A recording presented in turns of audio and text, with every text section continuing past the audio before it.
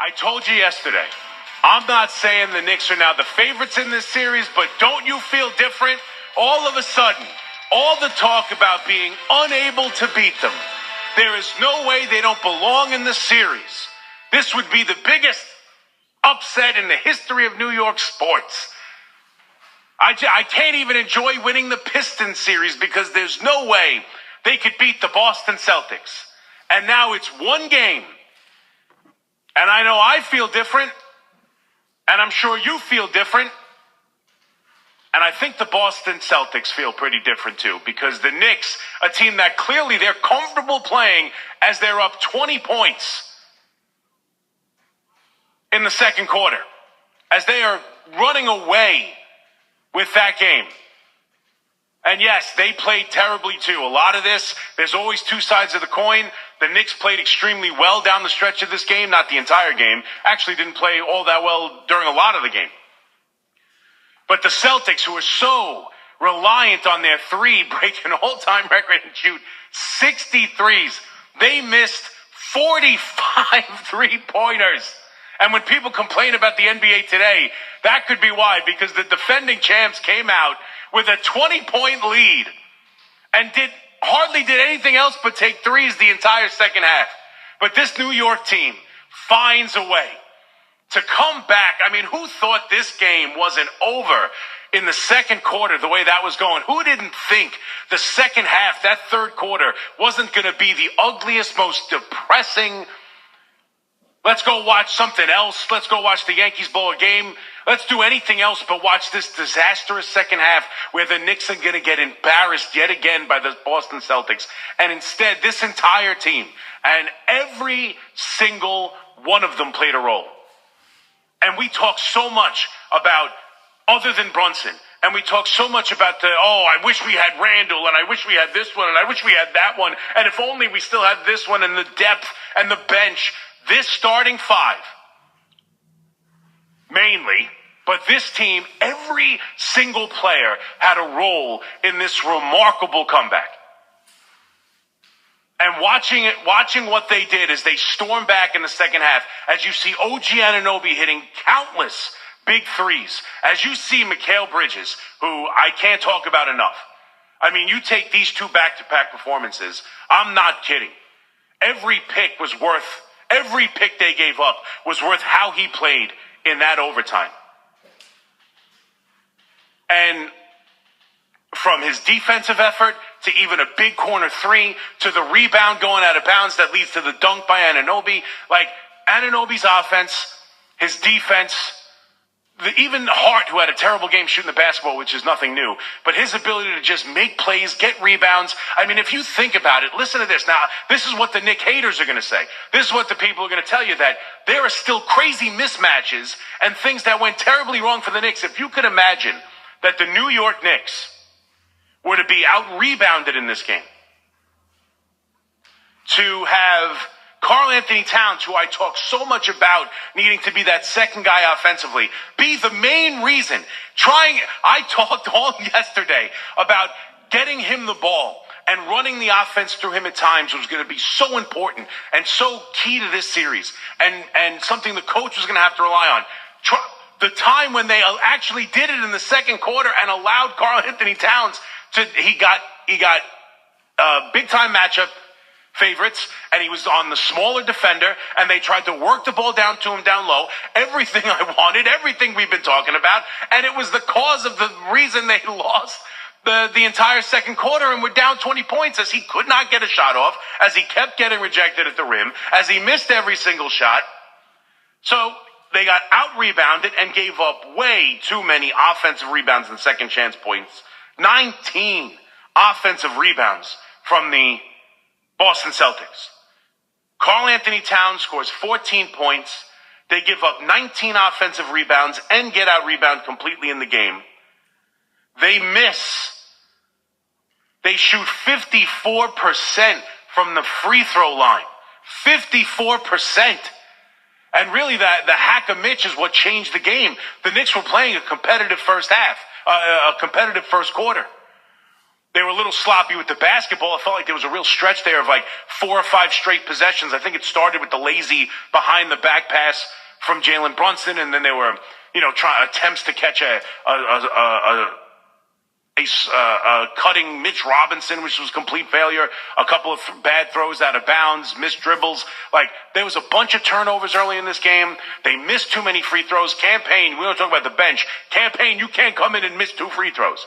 But they're missing free throws. They're sloppy with the basketball, but they're hanging in. You've got big-time threes from OG Anunoby, who played great in this game offensively with 29 points to tie Brunson's 29. He's hitting threes, 6 of 11 from downtown to keep them in this game early. They're getting just enough offense from Bridges. They're getting just enough to keep them afloat in that game. And then all of a sudden, the hack-a-mitch, as the Boston Celtics stole what they saw from the Pistons, that changed the entire first half of this game. They were in it. They got a little sloppy with the basketball. They're missing foul shots, but the game is close.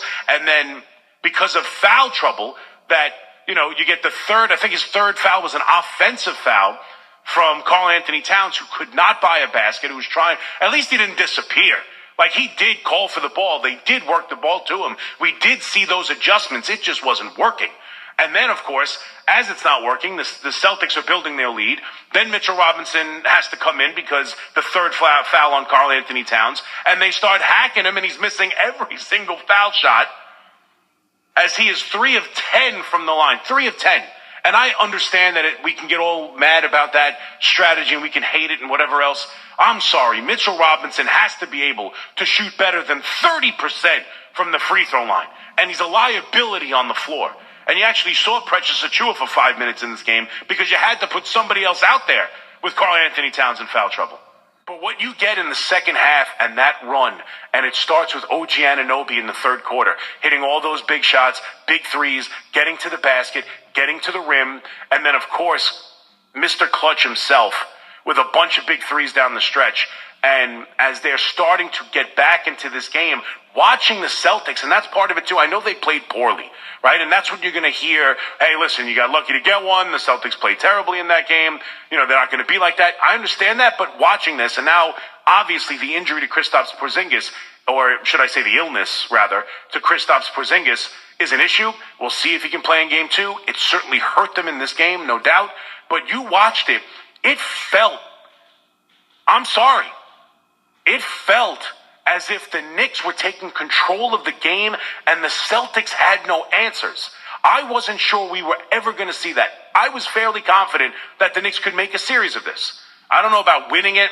I don't know about really putting a scare into Boston, but I thought the Knicks could be a lot more competitive than a lot of people would tell you. Even I didn't think I would see an entire half of basketball where the New York Knicks were gaining traction, getting what they want, having good possessions, making the good pass to the open man. We saw Miles McBride hit a couple big threes. Obviously, OG Anunoby, they're distributing the basketball. Karl Anthony Towns down low, who has a tip in late in the game, has off of a rebound, puts one back in the fourth quarter. Like, we saw the offense actually function while still having Brunson take the main shots down the stretch and hit those 3 consecutive 3-pointers. But, as it was happening, they didn't know what else to do but take these ugly threes. And to miss 45 3-pointers in a playoff game and take 60 threes. And I know that's their game plan, and I know that's what they want to do, and I know that's what we're going to see in Game 2 and Game 3 and Game 4 and Game 5 if necessary. I understand that's what we're going to see from this Boston Celtics team, but they've got the Knicks on the ropes up 20. They have the Knicks in foul trouble. You've got 3 fouls on Hart. You've got 3 fouls on Karl Anthony Towns. And instead of trying to do something else, get to the basket, try and get other players in foul trouble, get to the foul line, waste some clock, do something with a 20-point lead. Instead, as that third quarter starts going and OG starts turning it on, and Brunson starts turning it on, and Mikal Bridges ups up his defensive intensity, they had no answers. There was nowhere to go. There was nothing for them to do other than just hoist up threes all game long, and they weren't falling. And they got too many second chances for my liking, and that's something the Knicks are going to have to do a better job of. But it really felt like, for the entire second half, the New York Knicks had the better of play, and more than that, the Celtics had nowhere to go. They have their game plan of shooting threes, plain and simple. And as the game is slipping through their fingers, as all the momentum is changing, they had no plan B of doing anything else but continuing to play that game. And as the shots continue to clank off the back of the rim, as we see, Jason Tatum 4 for 15 from 3. Jaylen Brown 1 of 10. Derek White 5 of 16, 2 of 7 from Drew Holiday. 1 of 5 from Al Horford. Like, the shots just kept coming up. They kept missing them, and they had no real plan to stop what the Knicks were presenting. That's the best part of it, because we could talk about how poorly the Celtics played, and they didn't play great. And we could talk about some of the mismatches and some of the things, the rebounding, the missed free throws, the turnovers, But ultimately, as poorly as the Celtics played, it was more than that. There was a large portion of this game where the Celtics didn't know what to do. And obviously they tied up late, and me and Fleegs were talking about this right before I came on. What I love, the overtime, and obviously Bridges in the overtime. I mean, what can you say? He gets the rebound, instead of going out of bounds, turns that into the dunk and the N1 from OG. He hits a big corner three. When still, listen, his offensive game is still not great. He scores 8 points in this game. He's 3 of 13. 2 of 5 from three-point land. One of them's that one in overtime. He takes 0 foul shots. I still don't, it's not about him playing the best of his ability, but you can see in the biggest moments, his defensive intensity has completely ratcheted up from where we saw it during the regular season. Because that was a lot of our problem with him. It wasn't just that his offense wasn't there, the hitch at the top of his shot, the inability to hit three-pointers. It was that, where is this great defensive wing, two-way player we hear so much about, especially against the Boston Celtics as they hit all these threes, as he was unable to fight through screens. And listen, he scored 8 points in this game, but he was still so impactful. Much like Hart, could score 14 points in this game, which is fairly good for him. 1 of 5 from 3. He can't shoot right now. But you could feel Hart's impact. Right? You heard Reggie Miller talking about it. You could hear, loose balls, rebounds, tips, defense, all of it. That Mikal Bridges is starting to give me that feel where he is impacting the game in a major way without having to score. But he gets that unbelievable rebound, he hits the big three, and then obviously the final play of the game, he is all over that pass. You cannot play that any better. That final steal. As the ball is hitting his hands, he's ripping it out. That was an incredible defensive play. He does that without even, he's not facing the pass. He's facing the man, waiting for the reaction. Once the ball is in his hands, he's all over it. That was an incredible overtime performance. And the idea that Brunson misses that shot, the idea they hold the 2 missed shots at the end of the game from the Celtics, they have that final possession with 5 seconds left. I actually thought, and I'll throw praises to the coach too. I kill him on the side out of bounds play. I'm screaming at the TV that I don't love the idea that he's inbounding the ball. It's only 5 seconds. I have no problem with the guy, you want to take the shot inbounding the basketball. It's a completely normal strategy. I was nervous they wouldn't be able to get it back to him with only 5 seconds. Especially if they play tough D and you're forced to throw it on the other side of the half-court line. I didn't love it. But it actually ended up being a brilliant play. They get the back cut to the rim. He gets the good look. It's just off the rim, just off the basket. I thought it was going down. I don't know how it didn't go in. But you know what? It actually, to me, it makes me feel better about this Knick win. Because it wasn't just the fourth quarter run. It wasn't just with the Celtics on their heels. It wasn't just as Brunson and OG was playing this game, hitting big shots, and the Celtics were failing. They had their moment of, okay, we got a couple minutes. We could take back control of this game. How many times have you seen the team that makes the run, that makes that big run at the end of the game to get back into the game, get into overtime, and see it all collapse on them? That is a natural kind of, especially off that miss. Brunson misses after hitting the big shot against Detroit. He gets that excellent look. It's not even like he got some sort of terrible turnaround look and missed it. They drew up a good side out of bounds play. They get what they want, which bravo to Tibbs.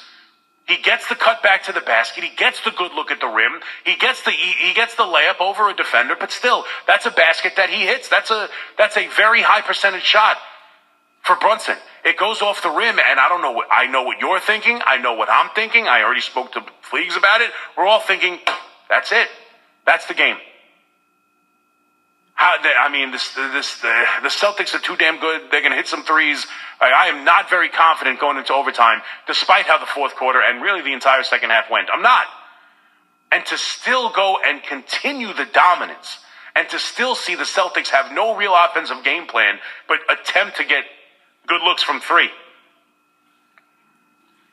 And to watch Bridges play the way he played, even Karl Anthony Towns, who had a miserable game, who had, I don't want to hear the disappeared or soft, because I don't think he was soft in this game. He just couldn't finish around the rim. He tried. He got into foul trouble early. He's on the bench for a lot of it. It's hard to kill him necessarily. He had a terrible game, but it's hard to kill him for it. It wasn't one of those games where he's nowhere to be found. He was just unsuccessful getting to the rim. No fouls called against him. He had a couple shots blocked. He missed some decent looks. But even at the end of the game, that's an enormous putback in overtime. Everybody had their fingerprints on this remarkable win, and it's one of the better. Now look, it's game one. They have to win 3 more, but they've already taken a split. They own home court advantage in the series now. And furthermore, listen, I don't know what's going to happen in game 2. We'll see, and we'll see if Porzingis is healthy. But as poorly as they played, and as much as the Celtics are champions and all of that, you can't tell me there was a moment in this game in the first half where I felt it, you felt it, the Knicks felt it, the Celtics felt it, that this is how these games go. That the Celtics are too good, that this game is ballooned to a 20-point lead, it's going to get worse in the third quarter, and we are going to leave thinking that this is going to go this way every game, and they'll be lucky to get one. And instead, what happened, and the way the game shifted in that third quarter, starting with really OG Anunoby and how he played in that third quarter. I'm sorry. I think this is an enormous win. I think we have a series. This completely changes things. I think it puts it in the Celtics' head. I mean, they're champions. I'm not saying they're going to tuck their tail between their legs, and I'm sure, listen, I think game 2 is going to be a very difficult game to win now for the Knicks. A desperate Celtic team at home, defending champs. It's a tough game to go win. I wouldn't be surprised. I'm sure the Celtics are going to be in a good position to win this basketball game in game 2. But this game puts that little bit of no matter where we are, no matter how it's going, this Knicks team isn't going anywhere. This is a statement. This is a statement from the New York Knicks. We're here. We're here. I can hear Big Zoo in my head right now. We're here. This is a series. It's not a pushover. What happened in the regular season means absolutely nothing. We just came into this building and slapped you around the entire second half, made you look like a one-trick pony, that you are strictly a make-or-miss team, and you missed, and we beat you, and then we even had it in overtime where you could have gathered yourself, and instead it was the same terrible offensive game plan, and the Knicks dominated. They played better defense. They hit the shots. Bridges was the better, Brunson was the better closer than Tatum. And the Knicks walked into that building without even playing that well and took game 1 from the Boston Celtics. This is one of the better, this is the best Knicks win in 25 years. This is a series no one expects them to win. This is a series nobody thinks they can stand a chance in. This is a building nobody expected them to get a win. And they came out in game 1 and made the Pistons look bad. Made the Celtics look bad. Made the Celtics look bad. And they got it from everywhere. What a performance from the New York Knicks. What a victory. And we are in for a series, my friends, as we get ready for game 2 Wednesday night, 7 p.m. out in Boston, where the Knicks would look to take a stranglehold on the series and head back to New York up 2-0. And we would have all thought that to have been crazy to say, but it's not.